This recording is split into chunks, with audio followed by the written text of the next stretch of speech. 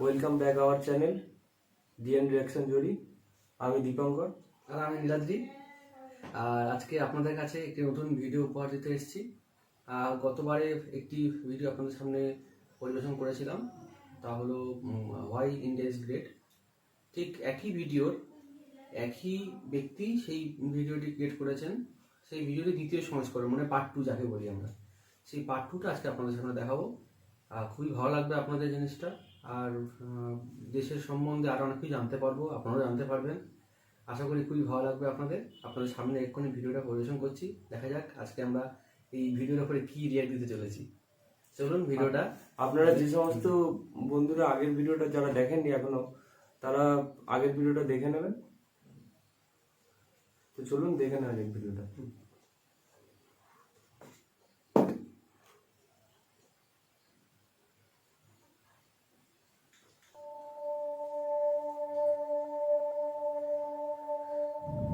Bharat, Hindustan, India, आखिर ये देश महान क्यों है?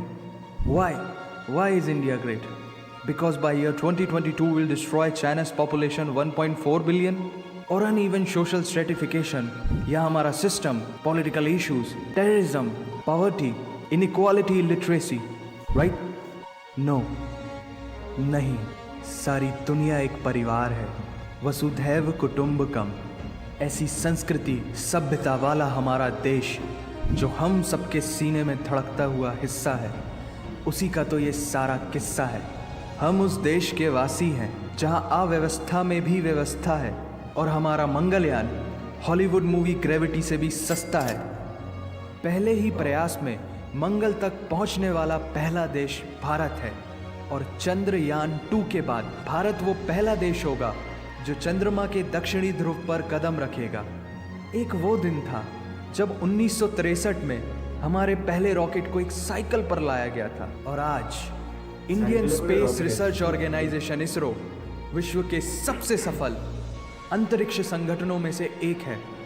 वो क्या है ना, अंदाज़ा सिर्फ ताकत का लगाया जा सकता है, हौसलों का नहीं। और बात जब खेलों की होती है तो हौसले के साथ साथ जुनून और पागलपन भी बेशुमार होता है, क्योंकि कबड्डी के सारे वर्ल्ड कप इंडिया ने जीते हैं। मैरी कॉम विश्व चैंपियनशिप में 6 स्वर्ण पदक जीतने वाली पहली महिला मुक्केबाज हैं।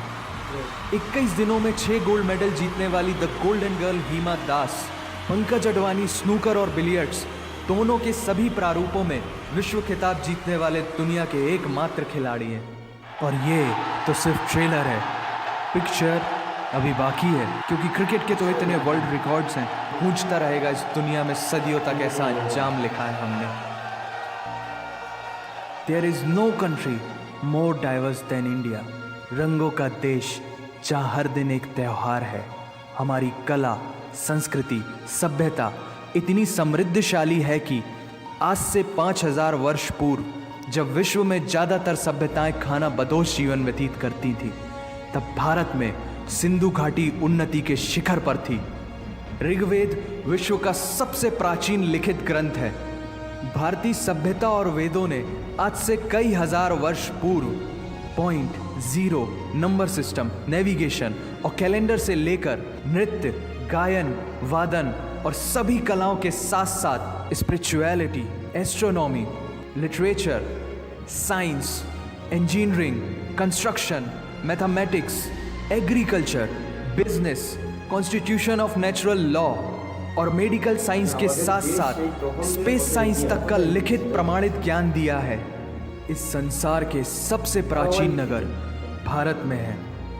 गोल्डन टेम्पल दुनिया में सबसे ज़्यादा देखे जाने वाला धार्मिक स्थल है, जहाँ जाति, धर्म, वर्ग और उम्र के दायरों से ऊपर उठकर हर रोज़ लगभग 1 लाख लोगों को श्रद्धा से भोजन कराया जाता है। ऐसा देश जहाँ 3 लाख से अधिक मस्जिदें हैं। Kumbh Mela, the largest gathering in human history. एक साथ 15 करोड़ से भी ज़्यादा लोगों का तीर्थ, जिसे अंतरिक्ष से देखा जा सकता था। यह मन को शांति देने वाले बुद्धा के विचार है, जीसस की प्रेयर है, वाहिगुरु की अरदास है, रहीम की खीर है और राम का प्रसाद है। अनेकता में एकता की इससे बेहतरीन झलक शायद ही कहीं और होगी। माना यहाँ थोड़ा बाय वन भरोसा इन गेट 100% धोखा फ्री है। जगह जगह लंबी कतारें हैं और पेट्रोल पंप में तो सिक्योरिटी वार्निंग लिखी होती है, the use of cell phones is strictly prohibited, और ठीक उसके बगल में लिखा होता है पेटीएम करो। As a matter of fact, India invented posting shit on the walls long before Facebook. दरअसल यहाँ जीवन वर्थ है, व्यर्थ नहीं है। और तो और विश्व के 75% बाघ भारत में पाए जाते हैं, और साथ ही भारत के लौह पुरुष सरदार वल्लभ भाई पटेल, जिनकी नर्मदा नदी के एक छोटे से टापू पर बनाई गई विश्व की सबसे विशाल प्रतिमा द स्टैच्यू ऑफ यूनिटी, दुनिया का सबसे बड़ा स्कूल, सबसे ऊंचा cricket ground, floating post office, anti gravity hills, the world's cheapest car, दुनिया का सबसे बड़ा रेल ब्रिज, दुनिया की पहली हॉस्पिटल ट्रेन। वैसे ट्रेन से याद आया, यहाँ डर के आगे जीत है और दादर के आगे सीट है, क्योंकि भारत में प्रतिदिन जितने लोग रेलवेज में ट्रेवल करते हैं उतनी तो ऑस्ट्रेलिया की पॉपुलेशन है। आधे से कुछ ज़्यादा, पूरे से कुछ कम, जो लाखों में एक होते हैं वही है हम। भारत की जुड़वा बहनें ताशी और नुंगशी मलिक, जिन्होंने 23 साल की उम्र में माउंट एवरेस्ट सहित दुनिया के 7 महाद्वीप की सबसे ऊंची पर्वत श्रेणियों को फतेह कर Guinness book of world record में अपना नाम दर्ज किया है। Jyoti Amge is the shortest women in the earth, और दुनिया भर में जितना सोना है उसका 11% सोना तो केवल भारतीय महिलाओं के पास है। पूरी दुनिया में सबसे ज़्यादा महिला पायलट्स भारत में हैं, और भारतीय माँ, हर भारतीय माँ डॉक्टर होती है without MBBS degree, and we have recognized third gender. Everyone is guaranteed their rights in our country. और कुछ चीज़ें बेवजह ही अच्छी लगती हैं, जैसे कि इंडियन कुजीन, जिसमें है परंपराओं का तड़का, विविधताओं का स्वाद, खट्टा मीठा चटपटा, हर जायका है लाजवाब। दुनिया का सबसे बड़ा मसालों का उत्पादक देश भारत, जहां विश्व की 25% दालों का उत्पादन किया जाता है। और यहाँ सबकी एक ही राय है कि दुनिया की सबसे बेहतरीन चीज़ चाय है। और ये किस्सा नहीं, कहानी है सारी दुनिया को जो सुनानी है। The business tycoon Mukesh Dhirubhai Ambani, the richest individual in Asia and 18th wealthiest person in the world, Lakshmi Nivas Mittal, the king of steel, Ratan Naval Tata, owner of Jaguar, Land Rover and the Tata Group, and CEO of Google, Mastercard, Microsoft, Adobe, PepsiCo and many more. अब जीना यहाँ, मरना यहाँ, इसके सिवा जाना कहाँ। यहाँ cinema magic है, एडिक्शन है, पागलपन है, प्यार है, थेरेपी है। इंडियन फिल्म इंडस्ट्री पूरी दुनिया में सबसे ज्यादा फिल्म प्रोड्यूस करने वाली इंडस्ट्री है। और अब हॉलीवुड की बड़ी बड़ी media companies, 21st century Fox, Warner Brothers, the Walt Disney भी बॉलीवुड में इन्वेस्ट कर रही हैं। और बड़े बड़े देशों में ऐसी छोटी छोटी बातें होती रहती हैं, because Shahrukh Khan is the richest actor of this planet. और पूरे वर्ल्ड में अमेजॉन प्राइम वीडियो इंडिया में सबसे सस्ता है। Micro processor, Pentium chip, optic fibre और रेडियो वायरलेस कम्युनिकेशन से लेकर द वर्ल्ड स्मॉलेस्ट सैटेलाइट को भारत ने इजाद किया है। Spinning wheel, cotton cultivation, diamond and zinc mining से लेकर फिबोनाची नंबर्स, बाइनरी कोड और रूलर तक उस देश की देन है, जहाँ जाति, धर्म, भाषा, बोली अलग अलग है, फिर भी सबका है सम्मान। पूर्व से लेकर पश्चिम तक सारा एक हिंदुस्तान। दुनिया की सबसे तेज सुपरसोनिक क्रूज मिसाइल ब्रह्मोस और थोरियम बेस्ड न्यूक्लियर पावर वाला देश, जिसने अपने 1 लाख वर्षों के इतिहास में कभी किसी देश पर पहले आक्रमण नहीं किया, वो इतिहास है भारत। दुनिया की सबसे तेजी से बढ़ती हुई अर्थव्यवस्था, जहां विश्व की सबसे बड़ी युवा आबादी रहती है, उन युवाओं की रग रग में दौड़ता सुर्ख लाल रंग है भारत। विश्व का सबसे बड़ा लोकतंत्र, जहां फरिश्ते सिर्फ आसमान में नहीं रहते, जमीन हिंद में उन्हें जवान कहते हैं, जो -53 डिग्री सेल्सियस की ठंड से लेकर 52.4 डिग्री सेल्सियस की गर्मी में भी सीमा पर तैनात होकर देश की रक्षा करते हैं और अपनी मातृभूमि के लिए मुस्कुराते हुए जान भी दे देते हैं। वो जवान, वो सैनिक है भारत।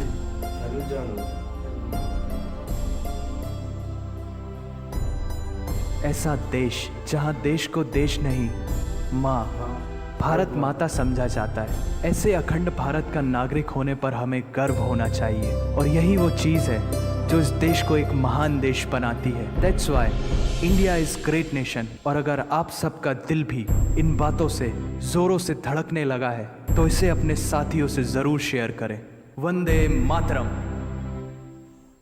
वंदे मातरम। वंदे मातरम।